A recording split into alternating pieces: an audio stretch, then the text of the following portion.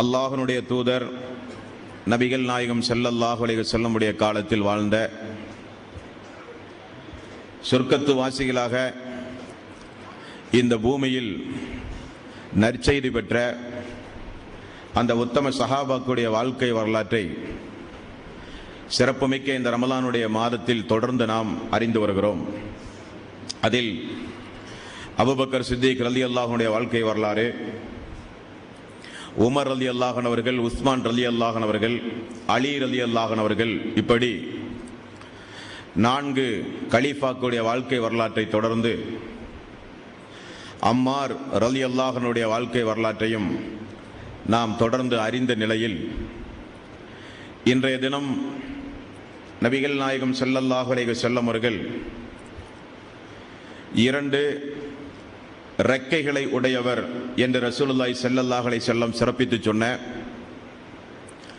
சொர்க்கத்து பறவை என்று உத்தம சீலர்களால் பாராட்டுதலுக்கு உரித்தாக இந்த உலகத்தில் வாழ்ந்து மரணித்த ஜாபிர் பின் அபி தாலிப் அவர்களுடைய வாழ்க்கை வரலாற்றை இன்ஷா அல்லாஹ் இன்றைய தினம் நாம் அறிந்து கொள்ள கடமைப்பட்டிருக்கிறோம்.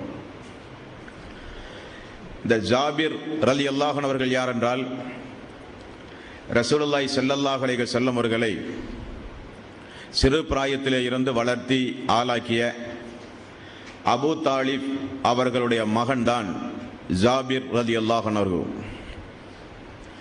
அபூ தாலிப் அவர்களுக்கு அலி ரலியல்லாஹு அன்ஹு அவர்கள் மகனாக இருந்தார்.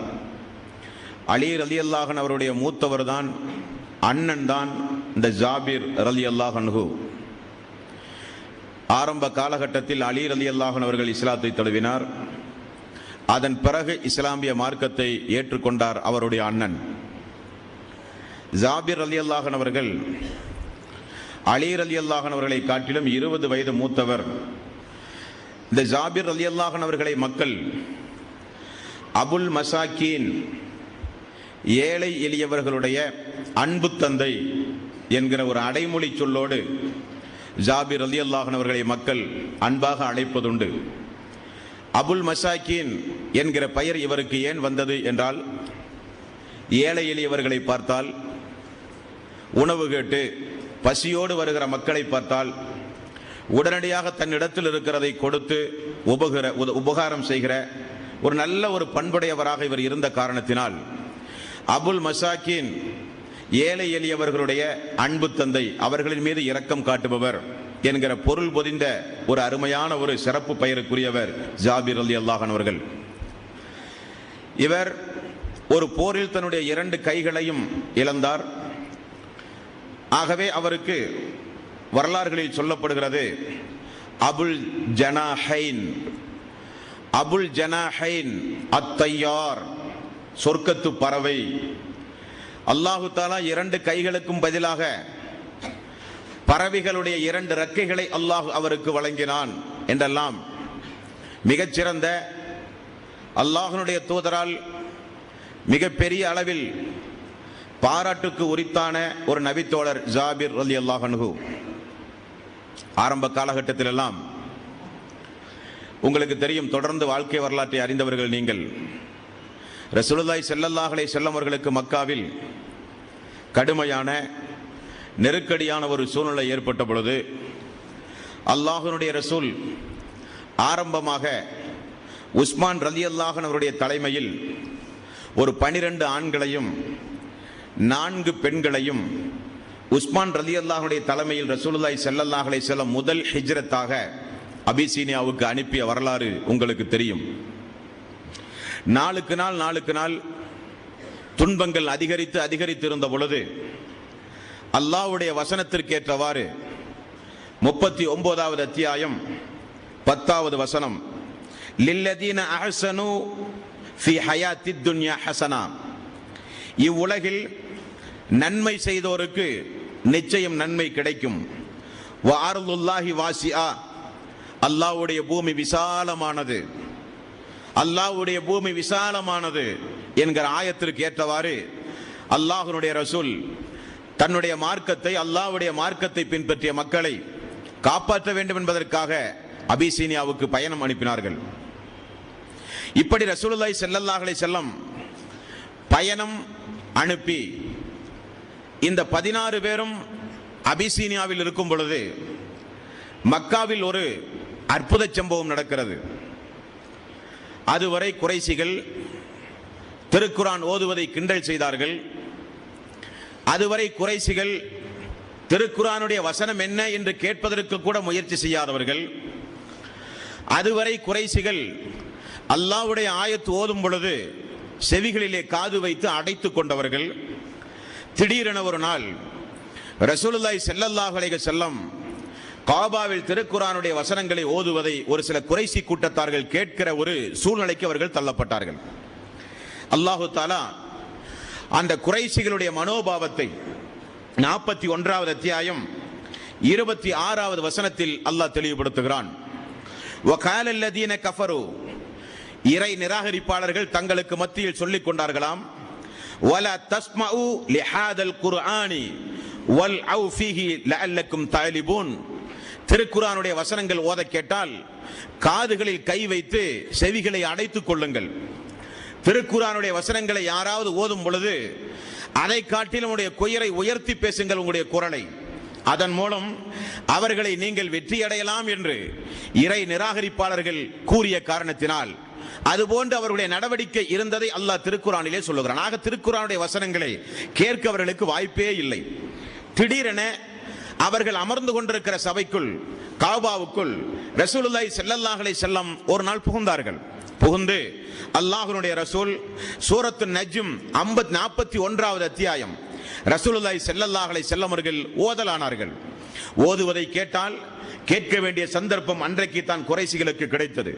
அல்லாஹ்வுடைய ஆயத் இது அகிலத்தின் அதிபதியாகிய அல்லாஹ்விடமிருந்து வந்த ஒரு நல்ல உபதேசம். அரபி மொழியில் நீங்கள் படிப்பதற்கு இலகுவாக நல்ல மக்கள் நேர்வழி பெற வேண்டும் என்பதற்காக அல்லாஹ்வின் புறத்திலிருந்து இறக்கி அருளப்பட்ட வசனம் என்று ரசூலுல்லாஹி ஸல்லல்லாஹு அலைஹி வஸல்லம் ஓத ஆரம்பித்தார். அந்த மக்களையும் அறியாமல் அந்த வசனங்களுக்கு அந்த மக்கள் செவிமடுக்க ஆரம்பித்தார்கள். இறுதியில் ரசூலுல்லாஹி ஸல்லல்லாஹு அலைஹி வஸல்லம் அவர்களோடு சேர்ந்து அந்த குறைஷிகளும் அவர்களையும் அறியாமல் சுஜூதிலே விழுந்து விடுகிறார்கள். மக்கா எங்கும் பெரிய அளவில் இந்த செய்தி பிரபலியமானது. அபிசீனியாவுக்கு இந்த செய்தி எப்படி போனது என்றால், ரசூலுல்லாஹி ஸல்லல்லாஹு அலைஹி வஸல்லம் அவர்களை குறைஷிகளில் பெரிய பெரிய தலைவர்கள் எல்லாம் பின்பற்றி திருக்குர்ஆன் ஓதும் பொழுது சுஜூதிலே விடுகிற அளவுக்கு இஸ்லாம் பெரிய அளவில் பரவி விட்டது என்கிற செய்தி கிடைத்தது. இது ஒரு தவறான செய்தி. அந்த செய்திக்கு பலிகேடாகி உஸ்மான் ரலியல்லாஹு அன்ஹு அவர்கள் அபிசீனியாவில் இருந்து புறப்பட்டு மீண்டும் மக்காவுக்கு வந்து விடுகிறார். மக்காவுக்கு வந்தால் மேலும் கொடுமைகள் அதிகமானது. எதிர்பார்த்த செய்தி அங்கே இல்லை. உண்மைக்கு புறம்பான தகவல் தனக்கு கிடைத்ததை உணர்ந்தார்கள் மக்கள். மீண்டும் அவர்கள் எல்லாம் 2வது ஹிஜ்ரத்தாக 83 ஆண்களும் 19 பெண்களுமாக 2வது அபிசீனியாவுக்கு ஒரு பயணமாகிறார்கள். நபிகள் நாயகம் ஸல்லல்லாஹு அலைஹி வஸல்லம் இரவினுடைய நடு இரவை தேர்வு செய்து யாருக்கும் தெரியாமல் அந்த மக்களை அனுப்பிவிட அல்லாஹ்வுடைய ரசூல் முடிவு செய்தார். அதன்படி 83 ஆண்களும் 19 பெண்களுமாக 2வது ஹிஜ்ரத் பயணம். அந்த ஹிஜ்ரத் பயணத்தில் இந்த ஜாபிர் பின் அபி தாலிப் ஆரம்பத்தில் இஸ்லாத்தை தழுவாமல் இருந்த இவர் அதற்கு இடைப்பட்ட காலத்தில் ரசூலுல்லாஹி ஸல்லல்லாஹு அலைஹி வஸல்லம் அவர்களை சந்தித்து இஸ்லாமிய மார்க்கத்தை ஏற்றுக்கொண்டார். உஸ்மான் ரலியல்லாஹு அன்ஹு அவர்களைப் போல குடும்பத்தோடு அவருடைய மனைவி அஸ்மா அவர்களை அழைத்துக் கொண்டு அபிசீனியாவுக்கு பயணமானார். ஆனால் ஆரம்பத்தில் உஸ்மான் ரலியல்லாஹு அன்ஹு அவர்கள் பயணமாகும் பொழுது முடிந்தவரை மக்காவில் தேடி பார்த்தார்கள் குறைஷிகள். அத்தோடு நிறுத்திவிட்டார்கள். இந்த 2வது ஹிஜ்ரத் அந்த மக்களுக்கு அவ்வளவு சுலபமானதாக அமையவில்லை. அந்த மக்கள் அபிசீனியாவுக்கு சென்று அங்கே வாழ்ந்தார்கள். காலையில் எழுந்து பார்த்தால் ஒரு கணிசமான மக்கள் மக்காவிலே இல்லை என்பதை குறைஷிகள் உணர்ந்து கொண்டார்கள். 2 நபர்கள் தேர்வு செய்யப்படுகிறார்கள். அதில் ஒன்றுதான் அம்ர் இப்னு ஆஸ் என்பவர், 2வது அப்துல்லா இப்னு அபி ரபிஆ. அப்துல்லா இப்னு அபி ரபிஆ, அம்ர் இப்னு ஆஸ் 2 பேரையும் நிறைய பொருளாதாரத்தோடு அபூஜஹலுடைய தலைமை அனுப்புகிறார்கள். நிலைமை எப்படிப்பட்ட நிலைமை பாருங்கள். இந்த பாவிகள் மக்காவில் இஸ்லாமிய மார்க்கத்தை அவர்கள் ஏற்றுக்கொண்டாலும் அவர்கள் சொந்த வாழ்வில் முஸ்லிம்களாக நடப்பதற்கு சொல்லனா துன்பங்களையும் கொடூரங்களையும் கட்டவிழ்த்து விட்டார்கள். அவர்கள் தங்களுடைய கொள்கையை காப்பாற்ற அபிசீனியாவுக்கு பயணமானாலும் அபிசீனியாவுக்கும் சென்று அங்கே போய் குழப்பங்களை விளைவித்து அங்கேயும் அவர்களை நிம்மதியாக வாழவிடக் கூடாது என்பதற்காக வேண்டி தன்னுடைய கொடூர முகத்தை அபிசீனியாவிலும் போய் காண்பிக்க ஆரம்பித்தார்கள். வந்த செய்தி சஹாபாக்களுக்கு தெரிந்து விட்டது. சஹாபாக்கள் உடனடியாக ஒரு ஆலோசனை போடுகிறார்கள். பாவிகள் இங்கேயும் வந்து விட்டார்கள், மன்னரை சந்தித்து மன்னரிடத்தில் பேச வேண்டியதையும் பேசிவிட்டார்கள். பெரிய அன்பளிப்பு பொருளோடு வந்து அந்த அன்பளிப்பை எல்லாம் லஞ்சமாக கொடுத்து அரசவையில் காரியங்களை சாதித்து நம்மை திரும்ப இந்த நாட்டிலே இருந்து துரத்துவதற்குண்டான முயற்சி மேற்கொள்ளப்பட்டதை சஹாபாக்கள் புரிந்தார்கள். ஜாபிர் ரலியல்லாஹு அன்ஹு அவர்களைத்தான் நாளை அமைச்சரவையில் பேசுவதற்கு மக்கள் எல்லோரும் சேர்ந்து பொறுப்பு கொடுக்கிறார்கள். என்ன பேசுவது? எதையும் பொய் பேசக்கூடாது, கூட்டல் குறைவு கூடாது, இருக்கிற சத்தியத்தை தெளிவாக மக்கள் மத்தியிலே சொல்லிவிட வேண்டும் என்று ஏற்பாடு செய்து அல்லாஹ்விடம் முழுக்க பொறுப்பை ஒப்படைத்து அரசவைக்கு மறாவது நாள் ஜாபிர் ரலியல்லாஹுடைய தலைமையில் மக்கள் வருகிறார்கள். ஜாபிர் ரலியல்லாஹு அவர்களை பார்த்து அபிசீனியாவுடைய தலைவர் நஜ்ஜாசி மன்னர் இவர்கள் சொல்வது உண்மையா என்று கேட்டார்கள். முந்தைய தினம் நஜ்ஜாசி இடத்தில் என்னென்ன பிரச்சனைகளை சொன்னார்களோ அனைத்தையும் சொல்ல விட்டார்கள். சொன்னான் அந்த குறைசி அபு ஜாஃபிர் ரலியல்லாஹு அன்ஹு அவர்கள் பேசலானார்கள். மன்னரே, எங்களுக்கு அல்லாஹ் ஒரு தூதரை அனுப்பி இருக்கிறான். அந்த தூதர் இந்த நாட்டை தேர்வு செய்து உங்களுடைய ஆளுகையின் கீழ் இருக்கின்ற இந்த அபிசீனியாவுக்கு செல்லுங்கள் என்று உங்களை நம்பி அடைக்கலம் கொடுப்பீர்கள் என்கிற ஒரு ஆசையோடு எங்களுடைய தலைவர் நபிகள் நாயகம் ஸல்லல்லாஹு அலைஹி வஸல்லம் இந்த ஊரை தேர்வு செய்து எங்களை இங்கே அனுப்பியிருக்கிறார். அது போகட்டும், உங்களுடைய இறை தூதர் உங்களுக்கு என்ன கொள்கையை சொல்கிறார் என்று கேட்டார் நஜ்ஜாசி. அருமையாக பேசினார். நாங்கள் எல்லாம் ஆரம்ப காலகட்டத்தில் உருவங்களுக்கு மனிதர்கள் படைத்து மனிதர்களே உருவாக்குகிற உருவங்களுக்கு வணக்க வழிபாடு செலுத்தி அல்லாஹ்வுக்கு இணை கற்பித்து வாழ்ந்து கொண்டிருந்தோம். ஆனால் எங்களில் ஒரு மனிதரை அல்லாஹ் தூதராக தேர்வு செய்து இணை வைத்தலிலே இருந்து எங்களை காப்பாற்றி இறைவனால் படைக்கப்பட்ட பொருள்களை நீங்கள் வணங்காதீர்கள், படைத்த அல்லாஹுவையே நீங்கள் வணங்குங்கள் என்று லா இலாஹ இல்லல்லாஹ் வணக்கத்திற்கு தகுதியானவன் அல்லாஹ் ஒருவனை தவிர யாரும் இல்லை என்கிற ஏகத்துவத்தை எங்களுக்கு போதித்தார். இணை வைத்தலிலே இருந்து, அறியாமையிலே இருந்து, மோசமான ஒரு கடவுள் கொள்கையிலே இருந்து நாங்கள் எல்லாம் மீண்டு உலகையெல்லாம் படைத்து பரிபக்குவப்படுத்தி நம்மை எல்லாம் பாதுகாத்துக் கொண்டிருக்கின்ற அகிலத்தின் அதிபதியாகிய அல்லாஹுவை நாங்கள் வணங்க ஆரம்பித்தோம். இது அவர் சொன்ன முதல் கொள்கை. இரண்டாவது, உறவினர்களை எல்லாம் இரத்த பந்த உறவை எல்லாம் முறித்து குரோதங்களோடு வெறுப்புணர்வோடு வாழ்ந்து கொண்டிருந்த எங்களை எப்படி மாற்றினார் என்றால், உறவினர்களை நேசியுங்கள், அண்டை வீட்டுக்காரர் பசியோடு இருந்தால் நீங்கள் வயிறார உண்ணாதீர்கள், இரத்த பந்த உறவுகளை முறிக்காதீர்கள், குடும்பத்தினர்களோடு பாசமாக அன்பாக நடங்கள் என்றும் எங்களுக்கு போதித்து சகோதரத்துவத்தை எங்களுடைய உள்ளத்திலே நிலைநாட்டினார் அந்த மாமனிதர். மூன்றாவது, எங்கு பார்த்தாலும் விபச்சாரம், மது, சூது, கொலை, கொள்ளை போன்ற பாதகமான சூழ்நிலையில் நாங்கள் வாழ்ந்து கொண்டிருந்தோம். பெண் பிள்ளை பிறந்தால் ஈவு இரக்கமில்லாமல் உயிரோடு நாங்கள் புதைத்துக் கொண்டிருந்தோம். ஆனால் இந்த மாமனிதர் என்றைக்கு இறை தூதராக தன்னை பிரகடனப்படுத்தினாரோ அப்பொழுது எங்களுக்கு அவர் சொன்ன போதனை, இந்த உயிரோடு பிறக்கின்ற இந்த பெண் குழந்தைகளை கொலை செய்யாதீர்கள், அல்லாஹ்விடத்தில் நிச்சயம் நீங்கள் விசாரிக்கப்படுவீர்கள், பெண் இனம் இந்த பூமியில் வாழப்பட வேண்டும் என்று பெண் இனத்திற்கு வாழ்க்கையை கொடுத்த மாமனிதர் ரசூலுல்லாஹி ஸல்லல்லாஹு அலைஹி வஸல்லம். அது மட்டுமல்ல, அவர் கூறினார், ஏழை எளியவர்களிடத்தில் வலிமையுள்ளவர்கள் ஏழை எளியவர்களுடைய பொருளாதாரத்தை சுரண்டி அழித்துக் கொண்டிருந்தார்கள் மக்காவில். நாங்களும் அந்த காரியத்தில் ஈடுபட்டுக் கொண்டிருந்தோம்.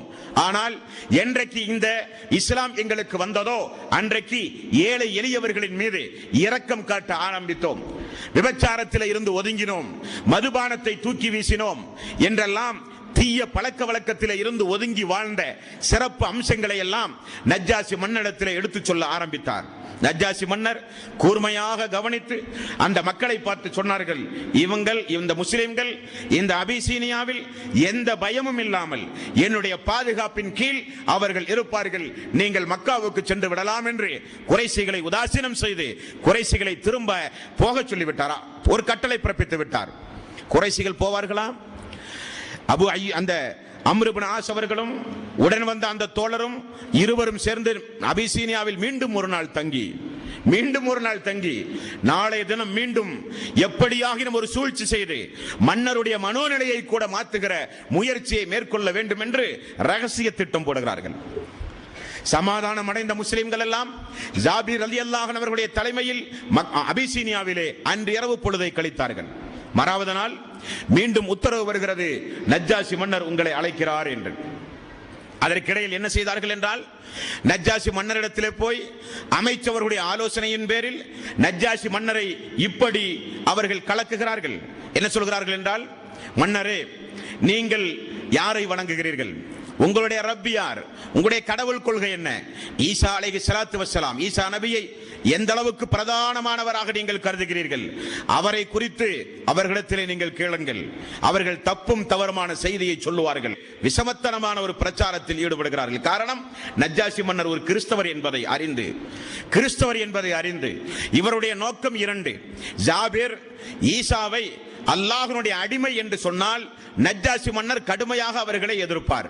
அல்லது ஈசாவை அந்த மக்கள் தன்னை இந்த அபிசீனியாவில் காப்பாற்றுவதற்காக பொய் சொல்ல வேண்டும் என்பதற்காக ஈசாவை கடவுள் என ஜாபிர் சொன்னால் அவர்கள் எல்லாம் இஸ்லாத்தை விட்டு சாதாரணமாக வெளியேறி விடுவார்கள். ஒன்று, மன்னருக்கு எதிராக அவர்களை திருப்ப வேண்டும், அல்லது அவர்களுடைய கொள்கையிலிருந்து அவர்களை மாற்ற வேண்டும். இரண்டு முடிவின் அடிப்படையில் மறுதினம் அவர்கள் அமைச்சரவையை கூட்டுகிறார்கள். இந்த செய்தி ஜாபிர் ரலியல்லாஹு அன்ஹு அவர்களுக்கு தெரிந்தால் நபிகள் நாயகம் ஸல்லல்லாஹு அலைஹி வஸல்லம் அவர்கள் உருவாக்கிய சமுதாயம் அல்லவா அந்த சமுதாயம். இந்த விஷமத்தனமான பிரச்சாரம் அவர்களுடைய செவிகளிலே விழுந்தால் நபிகள் நாயகம் ஸல்லல்லாஹு அலைஹி வஸல்லம் அவர்களுக்கு அல்லாஹ் இறக்கிய அந்த திருக்குர்ஆனுடைய வசனத்தில் அல்லாஹ் ரப்பல் ஆலமீன் ஒரு இடத்திலே அல்லாஹ் ரப்பல் ஆலமீன் இப்படி சொல்கிறான், நபியே, நீங்கள் இந்த மார்க்கத்தை பகிரங்கமாக மக்கள் மத்தியிலே நீங்கள் சொல்லிவிடுங்கள் என்கிற ஆயத் 15வது அத்தியாயத்தின் 94வது வசனம். ஃபஸ்தஇ பிமா துஅமர் வஅரிது அனில் முஷ்ரிகீன்.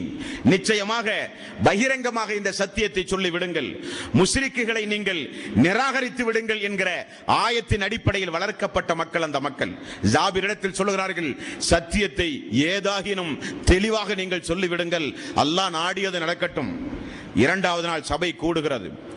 நஜ்ஜாசி மன்னர் கேட்கிறார், எங்களுடைய ஈசாவை குறித்து உங்களுக்கு அனுப்பப்பட்ட அந்த இறை தூதர் முஹம்மது என்ன சொல்கிறார் என்று. ஜாபிர் ரலியல்லாஹு அன்ஹு மிக அழகுபட அருமையாக சொன்னார்கள், மன்னரே, ஈசா அலைஹிஸ்ஸலாத்து வஸ்ஸலாம் அல்லாஹ்வினுடைய அடிமையும் அல்லாஹ்வினுடைய தூதரும் ஆவார். சங்கை மிக்க உன்னதமான மரியம் என்று சொல்லப்படுகின்ற அம்மாவுக்கு அல்லாஹ்வின் மூலம் ஆகுக என்கிற வார்த்தையின் மூலம் பிறந்தவர் ஈசா அலைஹிஸ்ஸலாத்து வஸ்ஸலாம். அவர் உன்னதமானவர், அல்லாஹ்வினுடைய தூதரே அன்றி வேறு இல்லை என்று தெளிவாக சொன்னார்கள் ஜாபிர் ரலியல்லாஹு அன்ஹு. கீழே கிடக்கின்ற ஒரு சிறிய ஒரு குச்சியை நஜ்ஜாசி மன்னர் கையிலே எடுத்து அவையை பார்த்து சொன்னார்கள், ஜாபிர் சொன்னதை போலத்தான் ஈசாவும் கூறினார். இந்த குச்சியை போல முன்னும் கிடையாது பின்னும் கிடையாது. அந்த அளவுக்கு நேர்த்தியாக ஈசா எதை மக்களுக்கு போதித்தாரோ அதைத்தான் இந்த இறை தூதரும் போதித்தார் என்று சொல்லப்பட்டது. தொடர்ந்து ஜாபிர் ரலியல்லாஹு அன்ஹு அவர்கள் திருமறை குர்ஆனில் சூரத்துல் மரியம் என்கிற அத்தியாயத்தை அருமையாக அந்த சபையிலே ஓதி காண்பித்தார்கள். மரியம் அத்தியாயத்தில் அல்லாஹு தஆலா மரியம் அலைஹிஸ்ஸலாத்து வஸ்ஸலாம் அவர்களுக்கு எப்படி இந்த ஈசாவை பிறக்கச் செய்தான், ஈசா அலைஹிஸ்ஸலாத்து வஸ்ஸலாம் தொட்டிலில் இருந்து கொண்டு எப்படி மக்கள் மத்தியில் பேசி தன்னுடைய மரியம் அலைஹிஸ்ஸலாத்து வஸ்ஸலாம் தன்னுடைய தாயை தூய்மைப்படுத்தினார் என்கிற அற்புதமான வசனங்களை எல்லாம் அந்த மக்கள் மன்றத்தில் அழகுபட மிக தெளிவாக ஓதினார்கள் ஜாபிர் ரலியல்லாஹு அன்ஹு. அபிசீனியா மன்னர் அற்புதமாக சொன்னார், இந்த முஸ்லிம்களுக்கு யாராவது என்னுடைய நாட்டில் என்னுடைய ஆளுகையின் கீழ் வாழுகிற காலமெல்லாம் இந்த முஸ்லிம்களுக்கு யாராவது வார்த்தையாலோ செயலினாலோ ஏதாவது துன்பங்களை விளைவித்தால் அவர்களுக்கு கடுமையான தண்டனை கிடைக்கும் என்று எச்சரித்தார். 10 வருட காலம் அபிசீனியாவில் தங்கி கிறிஸ்தவர்களை எல்லாம் சந்தித்து அதுவரை அவருக்கு தெரிந்த அந்த மார்க்க பிரச்சாரங்களை, சத்தியத்தை, அல்லாஹ்வுடைய வேத வசனங்களை கொண்டு மக்களுக்கு பிரச்சாரம் செய்தார் ஜாபிர் பின் அபி தாலிப். இவருடைய வாழ்க்கையில இருந்து நமக்கு இந்த சம்பவத்தின் மூலம் கிடைக்கக்கூடிய பாடம் என்ன அன்பான சகோதரர்களே? இஸ்லாத்தை ஏற்றுக்கொண்டார், ஊர் விட்டு ஊர் சென்று ஹிஜ்ரத் பயணம் மேற்கொள்கிறார். ஒரு அரசவை கூட்டப்படுகிறது, உங்களுடைய மார்க்கம் என்ன என்று கேட்கப்படுகிறது. எவ்வளவு தெளிவாக, எவ்வளவு நேர்த்தியாக, யாருக்கும் பயப்படாமல் அல்லாஹ் மீது முழு தவக்கல்து வைத்து நடப்பவை நடக்கட்டும் என்று தெளிவாக உணர்ந்து சத்திய பிரச்சாரம் செய்தார். ஒரு மன்னரை மாற்றிய மாவீரர் ஜாபிர் பின் அபி தாலிப். ஒரு அரசவையே மாற்றினார்கள் தன்னுடைய சொல்லாற்றினால், தன்னுடைய பேச்சாற்றலினால். ஒரு இஸ்லாமியன் இஸ்லாமிய மார்க்கத்தை பின்பற்றினால் அவனுக்கு 3 வகையான கடமைகள் உண்டு. ஒரு கடமையை தவறவிட்டாலும் அவர்கள் சொர்க்கம் செல்ல முடியாது. ஒன்று, இஸ்லாமிய மார்க்கத்தை ஏற்றுக்கொள்வது. இரண்டாவது, ஏற்றுக்கொண்ட அந்த மார்க்கத்தை பூரணமாக அறிவு ரீதியாக படித்து உணர்ந்து உயிரோட்டமாக செயல்படுத்துவது. மூன்றாவது, தான் ஏற்றுக்கொண்ட, தான் புரிந்த அந்த மார்க்கத்தை தன்னை சுற்றி இருக்கிற மக்கள் மன்றத்தில் எடுத்துச் சொல்வது. இந்த 3ம் ஒரு மூமியினுடைய கடமை. 3இல் எதை தவற விட்டாலும் சொர்க்கம் செல்ல முடியாது. மார்க்கத்தை ஏற்றுக்கொண்டு மார்க்கத்தை படித்து உணர்ந்து புரியாமல் வாழ்ந்தாலும் நமக்கு நரகம். மார்க்கத்தை ஏற்றுக்கொண்டு மார்க்கத்தை புரிந்து நாம் மட்டும் இபாதத்து செய்து சொர்க்கம் செல்லலாமா என்றால் முடியாது. அல்லாஹ் கேட்கிற கேள்விக்கு பதில் சொல்ல வேண்டும். காரணம், நம்மை சுற்றி இருக்கிற மக்கள் நமக்கு எதிராக அல்லாஹ்விடத்திலே வந்து சாட்சி சொல்லுவார்கள். அல்லாஹுவே நண்பனாக பழகினான், அண்டை வீட்டுக்காரனாக இருந்தான், ஒரே மொஹல்லாவில் வசித்துக் கொண்டிருந்தோம், எங்களுக்கு இணை வைத்தலை குறித்து, பித்அத்துகள் குறித்து, மார்க்கம் குறித்து, நரகம் சொர்க்கம் குறித்து, மறுமை விசாரணை குறித்து எங்களுக்கு ஒன்றும் சொல்லவில்லையே என்று நமக்கு எதிராக நம்முடைய கண் முன்னால் வாழ்ந்து மரணித்து போகின்ற நம்முடைய சமூக மக்கள் நமக்கு எதிராக மறுமை நாளில் சாட்சி சொன்னால் அல்லாஹ்விடமிருந்து நாம் தப்பிக்க முடியாது. ஆக மார்க்கம் இந்த 3 அம்சங்களை தாங்கித்தான் நமக்கு கட்டளை பிறப்பித்திருக்கிறது. மார்க்கத்தை ஏற்றுக்கொள்ளுங்கள், மார்க்கத்தை விளங்குங்கள், விளங்கிய மார்க்கத்தை பிற மக்களுக்கு சொல்லுங்கள். 3இலும் முன்னணியில் இருந்தவர்கள் உத்தம சஹாபாக்கள். மார்க்கத்தை ஏற்றுக்கொள்வதிலும் தயக்கமில்லாமல் ஏற்றுக்கொண்டார்கள். ஏற்றுக்கொண்டால் அதுவரை இறக்கப்பட்ட வசனங்களை எல்லாம் எவ்வளவு தெள்ள தெளிவாக எழுதி வைத்து மனனம் செய்து தேவை ஏற்படுகிற பொழுதெல்லாம் எந்த சபை என்று கூட பாராமல் அல்லாஹ்வுடைய வசனத்தை தெளிவாக எடுத்துரைப்பதுதான் நம்முடைய கடமை என்கிற அடிப்படையில் அந்த உத்தம சீலர்கள் ஒரு நாட்டினுடைய மன்னரையே மாற்றி அமைத்தார்கள் என்றால் அவர்களுடைய சாமர்த்தியம், அவர்களுடைய தைரியம், அல்லாஹ் மீது முழுக்க முழுக்க பொறுப்பை ஒப்படைத்து அவர்கள் வளர்ந்த விதத்தை இந்த சம்பவத்தின் மூலம் நாம் ஒவ்வொருவரும் அறிந்து கொள்ள வேண்டும். அப்படிப்பட்ட மாமனிதர் தான் ஜாபிர் ரலியல்லாஹு அன்ஹு. இந்த ஜாபிர் ரலியல்லாஹு அன்ஹு அவர்களை குறித்து நபிகள் நாயகம் ஸல்லல்லாஹு அலைஹி வஸல்லம் காலத்தில் இருந்த ஒரு சில முக்கிய சம்பவங்களை உங்களுடைய கவனத்திலே நான் பதிவு செய்து கொள்ள கடமைப்பட்டிருக்கிறேன். இப்படி 10 ஆண்டு காலம் அபிசீனாவிலே வாழ்ந்து கொண்டிருந்தார். ரசூலுல்லாஹி ஸல்லல்லாஹு அலைஹி வஸல்லம் மதீனா சென்று 5 ஆண்டு காலம் பொறுத்து நஜ்ஜாசிக்கு தூதரை அனுப்பி, உங்களுடைய நாட்டில் எங்களுடைய மக்கள் இஸ்லாமிய மார்க்கத்தை ஏற்றுக்கொண்டு வாழ்ந்து வருகிறார்கள், அவர்களை எதிரிப்புக்கு மதீனாவுக்கு நீங்கள் திருப்பி அனுப்புங்கள். இதுவரை அந்த மக்களுடைய உரிமை, அந்த மக்களுடைய உணர்வுகளை எல்லாம் மதித்து நடந்த உங்களுக்கு அல்லாஹ்வுடைய சாந்தியும் சமாதானம் உண்டாகட்டும் என்று ரசூலுல்லாஹி ஸல்லல்லாஹு அலைஹி வஸல்லம் ஒரு பிரதிநிதியை நியமித்து அபிசீனியாவுக்கு அனுப்பி அந்த மக்களை எல்லாம் அங்கிருந்து மதீனாவுக்கு வரச் சொல்கிறார்கள். அதுவரை 10 ஆண்டு காலம் தன்னுடைய மார்க்கத்திற்காக வேண்டி ஹிஜ்ரத் செய்தார்கள் அந்த மக்கள். இப்படி மதீனாவை நோக்கி அவர்கள் பயணமாகிற ஒரு சந்தர்ப்பம் உண்டு. அந்த நேரத்தில் ரசூலுல்லாஹி ஸல்லல்லாஹு அலைஹி வஸல்லம் கைபர் என்கிற ஒரு இடத்தில் ஒரு போர் செய்ய வேண்டிய ஒரு நிர்பந்தத்திற்கு ரசூலுல்லாஹி ஸல்லல்லாஹு அலைஹி வஸல்லம் அவர்கள் தள்ளப்பட்டார்கள். போர் செய்ய வேண்டிய அந்த நிர்பந்தத்திற்கு அல்லாஹ்வுடைய ரசூல் ஆளாக்கப்பட்டு அந்த போரில் மிகப்பெரிய ஒரு வெற்றி கிடைத்து போரில் இருந்து திரும்ப வரும் பொழுதுதான் அபிசீனியாவிலே இருக்கிற 10 ஆண்டு கால மக்காவில இருந்து தன்னை பிரிந்து போன தன்னுடைய தோழர்கள் எல்லாம் பயணமாகி அவர்களும் வருகிறார்கள். கைபர் போர் வெற்றி முடிந்து மக்களும் வந்து கொண்டிருக்கிறார்கள். இடையிலே ரசூலுல்லாஹி ஸல்லல்லாஹு அலைஹி வஸல்லம் அந்த ஜாபிர் பின் அபி தாலிப் அவருடைய தலைமையில் இருக்கிற மக்களை அல்லாஹ்வுடைய ரசூல் சந்திக்கிறார்கள். சந்திக்கின்ற அந்த சம்பவத்தை புகாரி, முஸ்லிம் போன்ற கிரந்தங்களில் நம்மால் பார்க்க முடிகிறது.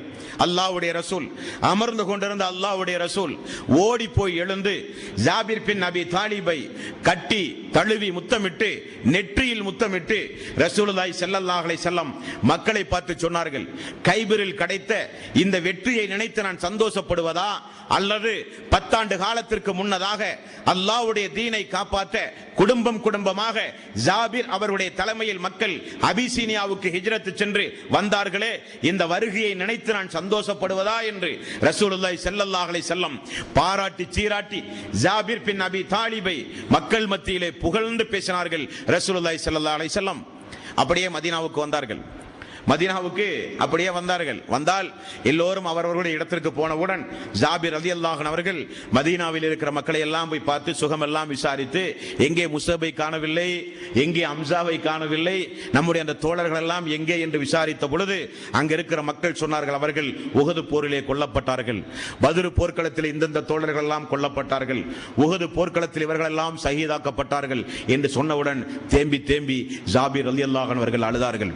அழுதுவிட்டு அல்லாஹ்வுடைய ரசூலிடத்திலே போய் சொன்னார்கள், யா ரசூலல்லாஹ், அல்லாஹ்விடத்தில் கொடுத்த அந்த வாக்குறுதியை உண்மைப்படுத்தும் முகமாக நம்முடைய தோழர்கள் எல்லாம் ஷஹீதாக்கப்பட்டார்களே யா ரசூலல்லாஹ் என்று சொல்லி அவருக்கும் ஒரு ஷஹீதாக வேண்டும், ஏதாவது ஒரு போரில் பங்கு பெற்று நாமும் ஷஹீத் என்கிற அந்தஸ்தை அடைய வேண்டும் என்று நேரத்தை எதிர்பார்த்து கொண்டிருந்த ஜாபிர் பின் அபி தாலிப் 10 வருட காலம் மக்காவிலே இருந்து பிரிந்து அபிசீனியாவிலே வாழ்ந்தவர்.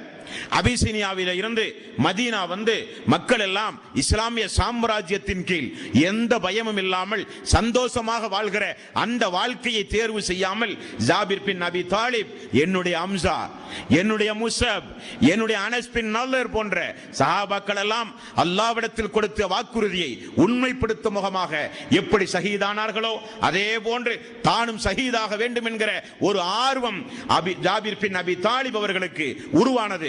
சந்தர்ப்பத்தை எதிர்பார்த்து கொண்டு அவர் மதீனாவிலே வாழ்ந்தார். போரில் எப்படியாவது ஷஹீதாக வேண்டும், நாம் சொர்க்கத்தின் அதன் மூலம் உன்னதமான இடத்தை அடைய வேண்டும் என்பதற்காக வேண்டி அல்லாஹ்விடத்தில் கொடுத்த அந்த வாக்குறுதியை நிறைவேற்றி சென்ற மக்களும் உண்டு, நிறைவேற்ற காத்து கொண்டிருக்கிற மக்களும் உண்டு என்று அல்லாஹ் சூரத்துல் அஹ்ஸாபிலே 33வது அத்தியாயத்தில் அல்லாஹ் சொல்லுகிறானே, அந்த அடிப்படையில் எதிர்பார்த்து கொண்டிருந்தவர் இந்த ஜாபிர் பின் அபி தாலிப். அந்த நேரத்தில் ரசூலுல்லாஹி ஸல்லல்லாஹு அலைஹி வஸல்லம் சிரியாவிலே இருக்கிற புஸ்ரா என்கிற ஒரு ஆளுநரை சந்திக்க ஒரு நபித்தோழரை ரசூலுல்லாஹி ஸல்லல்லாஹு அலைஹி வஸல்லம் அனுப்புகிறார்கள். அவருடைய பெயர் ஹாரிஸ் பின் உமைர் ரலியல்லாஹு அன்ஹு.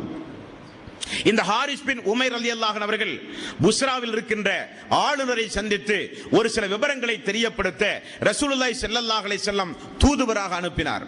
ஆனால் சீசரால் நியமிக்கப்பட்ட சாம் நாட்டினுடைய ஆளுநராக இருக்கின்ற சுரஹ்பில் அம்ர் என்று சொல்லப்படுகின்ற கொடியவன் இந்த நபித்தோழரை வழிமறித்து கொன்று விடுகிறான். தூதரை கொல்லுவது நாட்டு துரோகம், அது எந்த வகையிலும் ஏற்றுக்கொள்ள முடியாது என்பதை உணர்ந்து ரசூலுல்லாஹி ஸல்லல்லாஹு அலைஹி வஸல்லம் உடனடியாக அந்த இடத்திற்கு முஅத்தா என்று சொல்லப்படுகின்ற இடத்திற்கு 3000 தோழர்களை ரசூலுல்லாஹி ஸல்லல்லாஹு அலைஹி வஸல்லம் அவர்கள் அனுப்பி விடுகிறார்கள். ஒரு மிகப்பெரிய ஒரு போர் நடக்கிறது. அல்லாஹ்வுடைய உதவியோடு பெரிய ஒரு வெற்றியும் கிடைத்தது. அந்த போருக்கு ரசூலுல்லாஹி ஸல்லல்லாஹு அலைஹி வஸல்லம் 3 நபித்தோழர்களை ஆரம்பமாக போர் படை தளபதியாக ரசூலுல்லாஹி ஸல்லல்லாஹு அலைஹி வஸல்லம் நியமிக்கிறார்கள். ஒன்று, தன்னுடைய வளர்ப்பு மகன் ஸைத் பின் ஹாரிஸா ரலியல்லாஹு அன்ஹு அவருடைய கையில் கொடி கொடுக்கப்படும். அவர் போரில் கொல்லப்பட்டார். மீண்டும் அந்த கொடி ஜாபிர் பின் அபி தாலிபுடைய கையில் மாற்றப்பட வேண்டும். ஜாபிர் பின் அபி தாலிபும் அந்த போரில் கொல்லப்பட்டால் அப்துல்லா பின் ரவாஹா அவருடைய கையில் அந்த கொடி மாற்றப்பட வேண்டும் என்கிற உத்தரவோடு ரசூலுல்லாஹி ஸல்லல்லாஹு அலைஹி வஸல்லம் மக்களை போருக்கு அனுப்புகிறார்கள். அனுப்பி கொண்டு மதீனாவில் இருக்கிறார் ரசூலுல்லாஹி ஸல்லல்லாஹு அலைஹி வஸல்லம். மக்களோடு தொழுகை நடத்தி கொண்டு போர் நடந்து கொண்டிருக்கிறது. போர் நடந்து கொண்டிருக்கிற நேரத்தில் ரசூலுல்லாஹி ஸல்லல்லாஹு அலைஹி வஸல்லம் அழுது கொண்டே மக்களை பார்த்து சொன்னார்கள், ஸைத் பின் ஹாரிஸா இப்பொழுது போரில் கொல்லப்பட்டார். அல்லாஹு தஆலா அங்கு நடக்கின்ற ஒவ்வொரு சம்பவத்தையும் வஹீயின் மூலமாக அல்லாஹ்வுடைய ரசூலுக்கு மதீனாவில் அல்லாஹு தஆலா தெரியப்படுத்திக் கொண்டிருந்தான். இந்த ஸைத் பின் ஹாரிஸா கொலை செய்யப்பட்டவுடன் உடனடியாக அந்த கொடியை ஜாபிர் பின் அபி தாலிப் வாங்கிக் கொண்டு எதிரி படைக்குள் புகுந்து அவரும் போர் செய்ய ஆரம்பிக்கிறார். வலது கை வெட்டப்படுகின்றது. வலது கையில் இருக்கிற கொடியை இடது கையில் மாற்றிக்கொண்டு மீண்டும் போரிலே அவர் மும்முரமாக தாக்குகிறார். தன்னால் முடிந்தவரை இரண்டு கையும் வெட்டப்படுகிறது. அவருடைய மரணத்தை குறித்து ரசூலுல்லாஹி ஸல்லல்லாஹு அலைஹி வஸல்லம் அவர்களுக்கு அல்லாஹ் உடனே வஹி அனுப்பினான். ரசூலுல்லாஹி ஸல்லல்லாஹு அலைஹி வஸல்லம் மீண்டும் மக்களை பார்த்து அழுத நிலையில் சொன்னார்கள், மீண்டும் ஸைத் பின் ஹாரிஸா கொல்லப்பட்டவுடன் அந்த கொடி ஜாபிர் பின் அபி தாலிபுடைய கையில் கொடுக்கப்பட்டது. அல்லாஹ்வுடைய நாட்டம், அவரும் இப்பொழுது ஷஹீதாக்கப்பட்டார். மீண்டும் அந்த கொடி அப்துல்லா பின் ரவாஹா அவருடைய கொடி கையில் மாற்றப்பட்டிருக்கிறது. அவர் இப்பொழுது போர் செய்து கொண்டிருக்கிறார் என்று மதீனாவில் இருந்து கொண்டு ரசூலுல்லாஹி ஸல்லல்லாஹு அலைஹி வஸல்லம் அவர்கள் சொல்கிறார். அப்துல்லா பின் ரவாஹா அந்த கொடியை கையிலே வாங்கி கொண்டு மூன்றாவது தளபதியாக இருந்து கொண்டு அவர் போரை துவங்குகிறார். அவரும் போரில் கொல்லப்படுகிறார். நான்காவதாக காலித் பின் வலீதுடைய கையில் அந்த கொடி கிடைக்கின்றது. அல்லாஹு தஆலா ஆரம்ப நேரத்தில் அந்த முஅத்தா போரில் ரசூலுல்லாஹி ஸல்லல்லாஹு அலைஹி வஸல்லம் அவர்கள் கூறுகிறார்கள், ஆரம்ப காலகட்டத்தில் அந்த மக்களுக்கு முஸ்லிம்களுக்கு பெரிய அளவில் ஆரம்ப நேரத்தில் ஒரு பாதிப்பு இருந்தாலும் அல்லாஹு தஆலா முஸ்லிம்களை பெரிய படையினர்களாக எதிரி படைகளுடைய கண்களுக்கு அல்லாஹ் காண்பித்தான். ஆகவே எதிரிகள் அரண்டு போய் பயந்து காலித் பின் வலீத் அவருடைய தாக்குதலை எதிர்கொள்ள முடியாமல் அவர்கள் தோற்று போனார்கள். வெற்றி கிடைத்தது. 3 சஹாபாக்கள் ஷஹீதானார்கள். இந்த நேரத்தில் தான் நபிகள் நாயகம் ஸல்லல்லாஹு அலைஹி வஸல்லம் அவர்கள் சொன்னார்கள், 2 கையையும் இழந்த ஜாபிர் பின் அபி தாலிபுக்கு அல்லாஹு தஆலா 2 ரெக்கைகளை கொடுத்திருக்கிறான். அவர் சொர்க்கத்தின் சிட்டுக்குருவி என்றார்கள். அப்படிப்பட்ட சொர்க்கத்து பறவையாக திகழ்ந்தவர்கள் ஜாபிர் பின் அபி தாலிப். அவருடைய மரண செய்திக்கு பிறகு அந்த அம்மா அஸ்மா ரலியல்லாஹு அன்ஹா அவர்களை அபூபக்கர் சித்திக் ரலியல்லாஹு அன்ஹு அவர்கள் இத்தாவுடைய காலத்திற்கு பிறகு திருமணம் முடிக்கிறார். காரணம், ஒரு மிகச்சிறந்த ஒரு தியாகி, அபிசீனியாவுக்கு தியாகம் செய்து 10 ஆண்டு காலம் மார்க்கத்தை பாதுகாத்தவர், மதீனா வந்து ஷஹீதுடைய அந்தஸ்துக்காக வேண்டி எதிர்பார்த்து வாழ்ந்தவர், ஷஹீதும் ஆகிவிட்டார். குடும்பத்தை பராமரிக்க வேண்டும் என்பதற்காக அபூபக்கர் சித்திக் ரலியல்லாஹு அன்ஹு அஸ்மா ரலியல்லாஹு அன்ஹா அவர்களை திருமணம் முடிக்கிறார். அதில் பிறந்தவர் தான் முஹம்மது பின் அபி பக்கர். அபூபக்கர் சித்திக் அவர்கள் மரணித்தவுடன் அந்த அம்மாவை அலி ரலியல்லாஹு அன்ஹு அவர்கள் திருமணம் முடிக்கிறார்கள். இப்படியே அந்த அம்மாவை முழுக்க முழுக்க உத்தம சோழர்கள் பாதுகாத்தார்கள். ரசூலுல்லாஹி ஸல்லல்லாஹு அலைஹி வஸல்லம் அவர்கள் ஜாபிர் பின் அபி தாலிபுக்கு சொர்க்கத்துடைய சிட்டுக்குருவி என்றார்களே, அது உண்மைதான் அன்பார்ந்த சோர்களே. இஸ்லாமிய மார்க்கத்தை பொறுத்தவரையில் யார் இந்த உலகத்தில் மரணித்தாலும், இந்த உலகத்தில் யார் மரணித்தாலும் சரி, அல்லாஹ் 23வது அத்தியாயத்தின் 100வது வசனத்தில் அல்லாஹ் சொல்கிறான், வமின் வராஇஹிம் பர்ஸஉன் இலா யௌமி யுபஅஸூன். நீங்கள் மரணித்தால் கியாம நாளுக்கு முன்னதாக ஒரு திரைமறைவு வாழ்வு, கபருடைய வாழ்வு உங்களுக்கு உண்டு என்று அல்லாஹ் சொல்கிறான். ஆனால் அல்லாஹ்வுடைய பாதையில் யாரெல்லாம் ஷஹீத் என்கிற அந்தஸ்தை அடைகிறார்களோ அவர்களுக்கு மட்டும் நேரடியாக இறந்தவுடன் கொண்டு போய் அடக்கினால் அவர்களுக்கு மட்டும் மன்னரை வாழ்வு கிடையாது. நேரடியாக அவர்கள் ஒரு குருவியினுடைய வடிவத்தில் உயிர்கள் மாற்றப்பட்டு சொர்க்கத்திலே அவர்கள் பச்சை பறவைகளாக சொர்க்கத்திலே அவர்கள் உலா வருவார்கள் என்று நபிகள் நாயகம் ஸல்லல்லாஹு அலைஹி வஸல்லம் அவர்கள் கூறினார்கள். அப்படிப்பட்ட சிறப்பு அந்தஸ்து ஷஹீதில் மரணித்தால் ஒவ்வொரு மனிதர்களுக்கும் கிடைக்கும் என்பதை நாம் மறந்துவிடக் கூடாது. அந்த பறவைகளில் ஒருவர் தான் ஜாபிர் பின் அபி தாலிப். ஆரம்ப நேரத்தில் எல்லாம் மக்கத்து குறைஷிகள், இஸ்லாத்தினுடைய எதிரிகள் இந்த போரில் கொல்லப்பட்ட முஸ்லிம்களை பார்த்து எள்ளி நகையாடுவார்களாம். போயும் போயும் முஹம்மதோடு வந்து போரில் இப்படி கேவலப்பட்டு மரணித்து போய்விட்டார்களே என்று அந்த மரணத்தை மக்கள் உதாசீனப்படுத்துவார்கள். அப்பொழுது அல்லாஹு தஆலா அந்த மக்களுக்கு பதில் சொல்லும் முகமாக, போரில் இறந்தவர்கள் எல்லாம் சாதாரணப்பட்ட மனிதர்கள் அல்ல, அவர்கள் அல்லாஹ்வுடைய பாதையில் தன்னை அர்ப்பணித்த மக்கள். வலா தகூலு லிமன் யுக்தலு ஃபீ ஸபீலில்லாஹி அம்வாத். அவர்கள் கொல்லப்பட்டவர்கள் அல்ல, அவர்கள் இன்னும் அவர்கள் அவர்கள் உயிரோடு இருக்கிறார்கள். அல்லாஹ் சொல்கிறான், இன்னும் அல்லாஹ்வின் பாதையில் கொல்லப்பட்டவர்களை சாதாரணமாக இறந்து போய் விட்டார்கள் என்று உதாசீனப்படுத்தாதீர்கள். அவர்கள் பல் அஹ்யாஉன் வலக்கின் லா தஷ்உரூன், அவர்கள் அல்லாஹ்விடத்திலே உயிரோடு இருக்கிறார்கள், நீங்கள் அறிய மாட்டீர்கள். அல்லாஹ்விடத்தில் அவர்கள் உயிரோடு இருக்கிறார்கள், நீங்கள் அறிய மாட்டீர்கள் என்று தூதரின் மூலம் அல்லாஹ் பதில் சொல்ல சொன்னான் என்றும் இந்த வசனங்களுக்கு வரலாற்று பின்னணிகள் உண்டு. அதே நேரத்தில் பச்சிலம் பறவைகளாக சொர்க்கத்தில் உலாவிக் கொண்டிருந்த அந்த பறவைகளிடத்தில் அல்லாஹ் கேட்பானாம், உங்களுக்கு நிம்மதியா, உங்களுக்கு ஏதாவது வேண்டுமா என்று கேட்பானாம். பறவைகள் அல்லாஹ்விடத்திலே பதில் சொல்வார்களாம், அல்லாஹுவே, எங்களுக்கு கிடைத்த இந்த சிறப்பு நற்செய்தி, எங்களுக்கு இந்த சொர்க்கத்தில் கிடைத்த உயர்வான அந்தஸ்து, இவைகளை தெரியாமல் எங்களை இழந்த எங்களுடைய குடும்பத்தார்கள் ஊர்களில் எங்களுடைய இருப்பிடங்களில் தேம்பி தேம்பி அழுது கொண்டிருக்கிறார்கள், துக்ககரமாக இருக்கிறார்கள். ஆகவே எங்களுக்கு நீ உயிரைத்த யா அல்லாஹ், மீண்டும் அவர்களிடத்திலே போய் எங்களுக்கு நீ தந்த இந்த நற்செய்தியை, எங்களுக்கு தந்த இந்த பரிசை நாங்கள் போய் சொல்லி ஆறுதலாக நாங்கள் திரும்ப வருகிறோம் என்று அல்லாஹ்விடத்திலே அனுமதி கேட்பார்களாம். இன்னொரு அனுமதி கேட்பார்களாம், அல்லாஹுவே, ஷஹீதில் மரணித்தால் இவ்வளவு பெரிய அந்தஸ்து இருக்கும் என்று நாங்கள் எண்ணவில்லை. ஆகவே எங்களுக்கு மீண்டும் உயிரைத்தா, மீண்டும் நாங்கள் அல்லாஹ்வுடைய பாதையில் கொல்லப்பட்டு குற்றுயிரும் கொலை உயிரமாக நாங்கள் கொல்லப்பட்டு மீண்டும் நாங்கள் ஷஹீதாகி மீண்டும் எங்களுக்கு இந்த அந்தஸ்து கிடைக்க வேண்டும் என்று அவர்கள் விரும்புவார்களாம். அல்லாஹ் மீண்டும் உயிர் கொடுக்க அனுமதி இல்லை என்று சொல்லுவானாம். உங்களுக்கு கொடுக்கப்பட்ட இந்த சந்தோஷகரமான இந்த வாழ்வை என்னுடைய தூதரின் மூலம் நான் சொல்லுகிறேன் என்று சொல்லி அல்லாஹு தஆலா 3வது அத்தியாயத்தின் 169வது வசனத்தையும் 2வது அத்தியாயத்தின் 154வது வசனத்தையும் அல்லாஹ் ரப்பல் ஆலமீன் அருளி இருக்கிறான். அந்த வசனத்தில் அல்லாஹ் சொல்கிறான், வலா தஹஸபன்னல்லதீன குத்திலூ ஃபீ ஸபீலில்லாஹி அம்வாத், அல்லாஹ்வுடைய பாதையில் கொல்லப்பட்டவர்களை இறந்தவர்கள் என்று சொல்லாதீர்கள், பல் அஹ்யாஉன் இன்த ரப்பிஹிம் யுர்ஸகூன், அல்லாஹ்விடத்தில் உயிரோடு இருக்கிறார்கள், அல்லாஹ் அவர்களுக்கு உணவும் கொடுத்து கொண்டிருக்கிறான், நீங்கள் அதை அறிய மாட்டீர்கள் என்று அல்லாஹ் ரப்பல் ஆலமீன் சொல்கிறான்.